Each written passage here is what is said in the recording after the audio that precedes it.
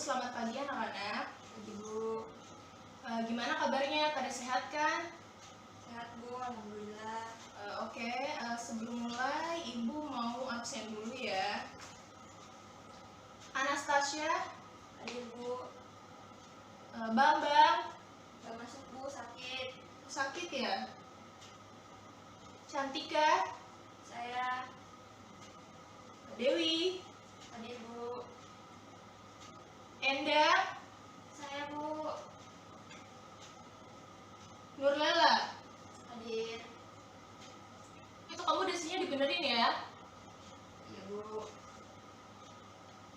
Oke, kemarin materi kita terakhir sampai di bab 2 tentang pertumbuhan ekonomi dan pembangunan ekonomi ya.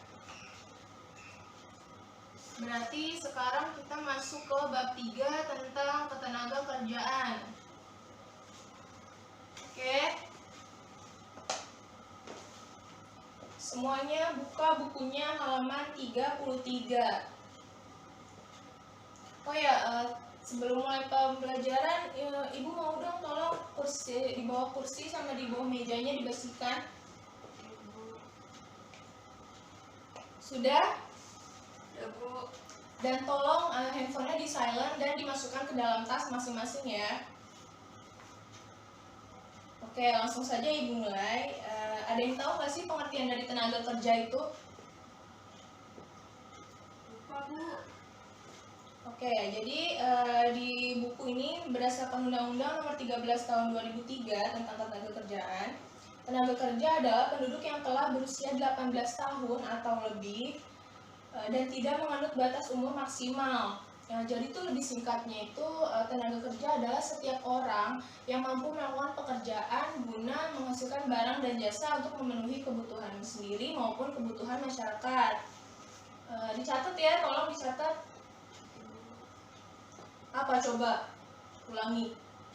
Tenaga kerja adalah orang yang bekerja untuk dirinya sendiri dan juga untuk orang lain guna menghasilkan barang dan jasa. Gitu kan Bu?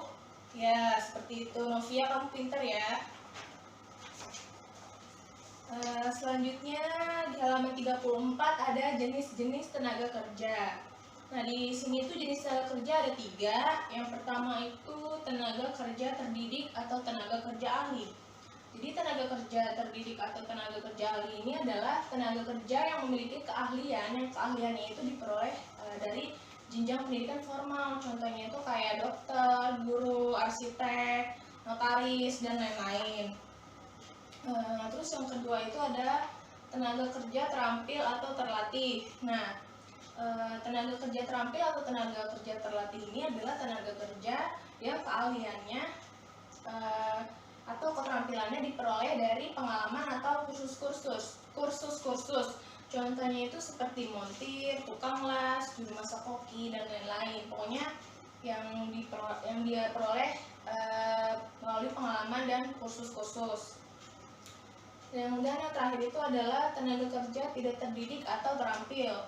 Nah, jenis tenaga kerja ini adalah tenaga kerja yang tidak memiliki kemampuan tertentu atau keterampilan tertentu. Jadi itu tenaga kerja jenis ini hanya mengandalkan kekuatan fisik saja. Contohnya itu kayak kuli bangunan, kuli panggul, tukang gali, tukang beca, tukang odong-odong. Iya, tukang odong-odong benar. Terus yang ketiga itu ada angkatan kerja dan bukan angkatan kerja. Angkatan kerja di sini itu ada 2 jenis. Yang pertama itu pekerja dan yang kedua itu pengangguran. Pekerja itu sendiri adalah jelas ya orang-orang yang memiliki pekerjaan, dan pengangguran adalah orang-orang yang tidak memiliki pekerjaan atau mungkin sedang dalam tahap mencari pekerjaan. Dan yang kedua itu adalah bukan angkatan kerja. Bukan angkatan kerja di sini itu adalah warga negara yang tidak aktif dalam kegiatan produksi. Maksudnya itu tenaga kerja yang tidak mau bekerja atau mereka yang sedang bersekolah atau kuliah, mengurus rumah tangga tanpa mendapat upah, pensiunan, dan tidak melakukan suatu kegiatan yang dimasukkan ke dalam kategori kerja. Jadi dia itu bukan pekerja ya, singkatnya seperti itu. Nah, di dalam tenaga kerja ini kan pasti kan ada masalah nih. masalah-masalah dalam ketenagakerjaan atau masalah yang dihadapi oleh tenaga kerja Indonesia. Contohnya itu kayak pengangguran. Pengangguran sendiri itu merupakan masalah terbesar ya di Indonesia yang dihadapi oleh tenaga kerja Indonesia, karena jelas banget kalau di Indonesia sendiri itu angka penganggurannya itu cukup tinggi dibanding dengan negara-negara lain. Terus yang kedua itu rendahnya upah yang diterima oleh tenaga kerja, atau bisa disebut juga nih nggak sesuai gitu sama apa yang udah dia kerjain gitu. Tapi ini tergantung juga sih sama jenjang pendidikannya dia. Misalkan kayak tadi yang tenaga kerja terdidik, dia kan kerjanya dia kan sekolah dulu tuh, sekolah tinggi sampai memperoleh gelar dan menjadi dokter atau menjadi guru. Berarti kan gajinya dia kan bakalan sesuai sama apa yang udah dia lakuin, apa yang udah dia pendidikan yang dia peroleh gitu. Beda juga sama kayak tadi kuli bangunan, kuli panggul, mereka kan nggak sekolah tuh, jadi upah yang mereka terima juga kan kecil. Nah, seperti itu. Terus yang materi yang kedua itu ada upah. Ibu mau tanya, kalian itu kerja tujuannya untuk apa sih? Dapat uang lah Bu. Dapat gaji ya? Iya Bu. Dapat upah. Nah, di sini itu gaji atau upah itu adalah menurut Undang-Undang Nomor 13 Tahun 2003, upah adalah hak pekerja atau buruh yang diterima dan dinyatakan dalam bentuk uang sebagai imbalan dari pengusaha atau pemberi kerja kepada pekerja yang ditetapkan dan dibayarkan menurut suatu perjanjian kerja, kesepakatan, atau peraturan. Jadi itu singkatnya itu upah itu adalah suatu pembalas berupa uang, barang, maupun sebagainya untuk dibayarkan kepada pekerja atau tenaga kerja untuk membalas jasa mereka. Jadi tuh kalau misalkan kita nih sebagai tenaga kerja kayak saya nih sebagai guru, berarti kan saya kan juga dapat upah sesuai apa yang udah saya kerjakan. Seperti itu. Nah, terus yang B itu ada fungsi upah. Fungsi upah di Indonesia itu didasarkan pada 3 fungsi upah, yaitu fungsi sosial. Yang pertama itu upah mampu menjamin kehidupan yang layak bagi pekerja dan keluarganya. Terus yang kedua itu upah mencerminkan pemberian imbalan terhadap hasil kerja seseorang. Dan terus yang ketiga, upah memuat pemberian insentif yang mendorong peningkatan produktivitas kerja dan pendapatan nasional. Nah, sambil dicatat ya anak-anak. Iya Bu. Oke, selanjutnya Ibu ngejelasinnya kecepatan gak sih? Iya Bu, kecepatan dikit, coba pelan-pelan Bu. Cepetan ya? Kalian juga sambil nyimak, jangan asik ngobrol sendiri aja. Nanti Ibu catat loh namanya. Terus yang kedua itu ada faktor-faktor yang menentukan besarnya upah. Jadi faktor-faktor yang menentukan besarnya upah itu ada 3. Yang pertama, jumlah permintaan tenaga kerja. Nah, dari sini maksudnya itu apabila permintaan tenaga kerja lebih tinggi atau lebih besar dari pencari kerja, maka upah yang akan dibayarkan atau ditawarkan itu tinggi juga. Misal ini tuh lebih ke perusahaannya gitu. Kalau misalkan perusahaan butuh tenaga kerja, dia butuh nih tenaga kerja, berarti dia bakal ngasih gaji yang tinggi.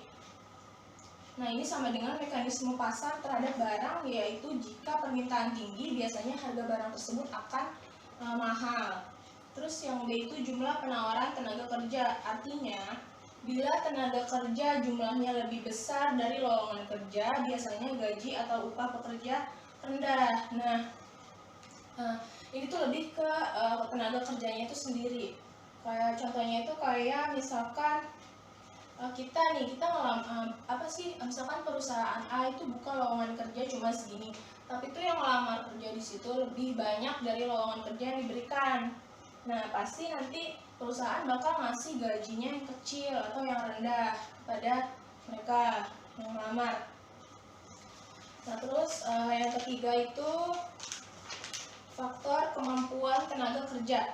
Jadi itu artinya semakin tinggi pendidikan atau produktivitas tenaga kerja, biasanya gaji atau upah pekerja itu juga tinggi karena keterampilannya itu terbaik. Misalkan kayak tadi tuh yang dokter sama guru, dia kan sebelumnya kan kuliah dulu tuh, dia menempuh pendidikan formal sampai S1 atau S2. Nah itu tuh gajinya juga bakalan tinggi juga, jadi sesuai sama kemampuannya dia, seperti itu. Sampai sini paham? Paham, Bu. Oke, baik. Ya, yang ketiga itu ada pengangguran. Nah, tadi kan Ibu udah jelasin ya sebelumnya kalau pengangguran itu adalah orang-orang yang tidak memiliki pekerjaan atau sedang dalam tahap mencari pekerjaan. Nah, jadi mereka menganggur itu juga terjadi apabila jumlah tenaga kerja yang ditawarkan lebih besar daripada jumlah tenaga kerja yang diminta. Nah, pengangguran itu ada atau punya beberapa jenis. Nah, jenis-jenis pengangguran di sini itu ada 5. Yang pertama itu pengangguran struktural. Nah, pengangguran struktural ini adalah jenis pengangguran yang terjadi atau yang disebabkan karena perubahan dalam struktur perekonomian. Nah, gimana sih cara mengatasinya? Cara mengatasinya itu yaitu dengan segera memindahkan tenaga kerja dari sektor atau tempat yang kelebihan tenaga kerja ke sektor atau tempat yang kekurangan tenaga kerja. Jadi supaya merata gitu tenaga kerjanya. Terus yang kedua itu ada pengangguran friksional. Nah, pengangguran friksional itu sendiri terjadi karena kesulitan dalam mempertemukan pencari kerja dengan lowongan kerja yang disebabkan oleh kondisi geografis, informasi yang tidak sempurna, dan proses perekrutan yang lama. Nah, cara mengatasinya gimana sih? Cara mengatasinya yaitu dengan lebih mengembangkan sektor informal seperti home industry. Jadi itu kita kalau misalkan kita nganggur itu kita juga bisa tuh bikin industri rumahan, kita bisa jualan atau bikin usaha kecil-kecilan gitu. Terus yang ketiga itu ada pengangguran musiman. Nah, pengangguran musiman ini adalah pengangguran yang terjadi karena pergantian waktu atau tren. Contohnya itu kayak tukang peci, tukang kopiah. Nah, dia tuh pas bulan puasa atau menjelang hari raya Idul Fitri, permintaan akan kopiah itu banyak atau meningkat. Tapi setelah lewat dari bulan puasa atau lewat dari hari raya Idul Fitri, penurunan pembuatan kopiah, permintaan pembuatan kopiah atau permintaan produk kopiah itu turun drastis. Nah, sehingga si tukang kopiah ini harus terpaksa menganggur lagi. Nah, yang keempat itu ada pengangguran teknologi. Nah, pengangguran teknologi ini sendiri disebabkan karena penggunaan teknologi seperti mesin-mesin modern. Jadi tuh penggunaan tenaga kerja manusia itu jadi berkurang. Contohnya tuh kayak di Jepang, dia kan mereka negara maju, di pabrik-pabriknya juga udah banyak robot. Jadi tuh mereka tuh lebih kayak menggunakan robot gitu daripada menggunakan tenaga kerja manusianya, seperti itu.